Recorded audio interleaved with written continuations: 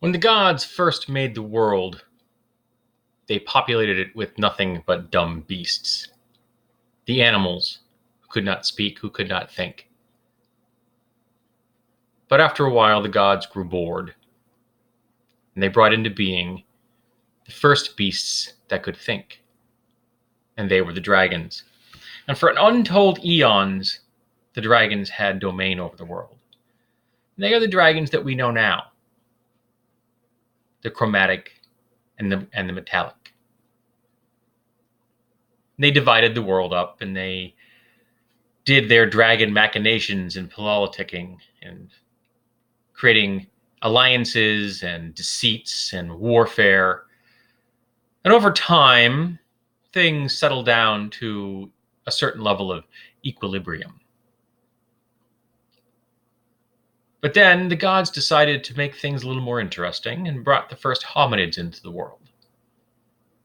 But the first hominids they introduced weren't the scale that we are. They were the giants, the cloud giants, the storm giants, the stone, the hill, the fire, the ice, and their relatives, the ogres and the trolls. And some of the dragons were excited to see this. It was a new, interesting thing, new people to talk to, new alliances, new trade partners. Then some of the dragons took advantage of the situation, used deceit and guile to trick the giants. And in the case of the hill giants and the trolls and the ogres, enslaved some of them, made them their vassals, their servants. But one of the dragons was fascinated by the idea of a hominid creature, because let's be honest, dragons are not the smallest thing there is. And they can not do certain things because of their size and shape. And while the giants were of more utility when it came to the physical world for the most part, being smaller than most dragons, they still were large. And while the shape was good, 2 arms, 2 legs, the size was inconvenient. So a bronze dragon, name of Veramin, went to work to solve the problem. Now, that all dragons can both sire an offspring and bear young. And it is the color of the dragon that bears the egg that decides what the color of the egg will be, while the sire can be any color at all. Romance among the dragons is somewhat complex. But all dragons could lay eggs that weren't fertile. Now, most would never do this. They have no need to do this. It's a theory for the most part. In fact, many dragons would go their entire lives with never doing something like this. But Veramin saw a possibility. What if you could take the egg and use it as an incubator, which is what it is, to create something new, something useful? So Veramin began to experiment. Alchemy had been known by the dragons for a very long time. Alchemy was known to the giants as well. Some say that the gods taught alchemy to the giants, and some say the dragons taught it to the giants. That's a point for philosophers, though. So using alchemy and experimenting on how you mutate life, which the dragons had themselves done many times in the past, but to a very, very small extent. Minor tweaking of living organisms. Coloration here, a coloration there. Maybe a set of wings or not. But very subtle, very simple things. What Veramin was working on was much bolder. So after much experiment, they came up with an idea, and they bathed an unfertilized egg of their own in an alchemical bath. And the first was an abysmal failure. It was not viable, would be the kindest thing to say. And nor was the second or the third. But on the fourth experiment, Veramin got it right. And from this egg hatched a brood of 6 small hominids.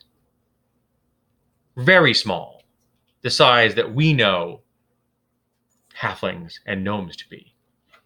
And because they had been birthed by a dragon, and because it had been part of Veramin's experiment to begin with, they looked draconic. Not just purely reptilian, but they bore the same color as Veramin. And Veramin dubbed them Kobolds. And the Kobolds imprinted upon Veramin. They were the most loyal servants you could imagine. And while that's what Veramin created, servants, let's be honest, Veramin treated them very well. Veramin treated them as their family. Veramin shared the alchemical formula with fellow dragons, and before you knew it, there were kobolds of all colors all over the world. And if kobolds of the same color interbred, you got a kobold that looked less distinctly like its parent, but still very reptilian, but just not quite as brightly colored. And the kobolds were reproductively less complex than the dragons. They had sexual dimorphism. There were distinct sires and egg layers among the kobolds. They could not do both as the dragons can. And if 2 kobolds of different colors, or 2 second-generation kobolds of the same color, bred, well, those kobolds didn't have any draconic colors at all. They just looked very, very reptilian in color. But they still bore their draconic heritage in their form, their shape, their head spikes, their fins, their expressions could be varied across the entire spectrum of how dragons appear. And the kobolds began to spread, first from the lairs all over the world of the dragons. And they began to move into all kinds of different locations, further and further afield. And the kobolds had far shorter lifespans than did the dragons. And within a few centuries, some of the kobolds, while still venerating dragons, really didn't think of themselves as children of the dragons. Now, some did, and some went to great lengths to use alchemical processes and magical research to make themselves look even more like a dragon than those that were first generation. They wanted wings. They wanted breath weapons. They wanted to be a dragon. And some succeeded, though never quite the size that the true dragons were. But some of the kobolds that moved so far away from their dragon ancestors, the progenitors of their race, that some never saw a dragon. They forgot. They didn't know where they came from. Now, sometimes the gods would tell them the truth, and sometimes the gods wouldn't for their own reasons. And so the kobolds would often come up with their own legends, some quite colorful. But the reality is kobolds came into the world because they are the children of the dragons. Now, you can't imagine that dragons would stop at kobolds. They continue to experiment. There are a number of species of lizard people in the world that exist because of that.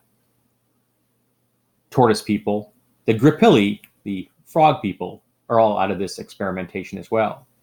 Some say that the sahun, the shark people, came from the dragons themselves.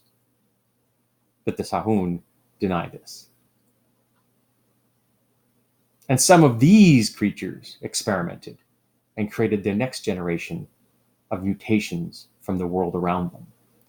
And it is said by some philosophers and learned mages that all the aberrations of the world exist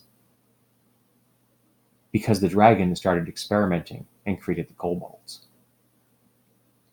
And some of these aberrations then created aberrations of their own. And things got very complex and strange. And there are things in the world now that the dragons never dreamed of, that the dragons perchance couldn't dream of, but are here nonetheless now. And it all started with Veramin, the bronze dragon, and a desire for a useful servant that became their children, became the kobolds, who started it all.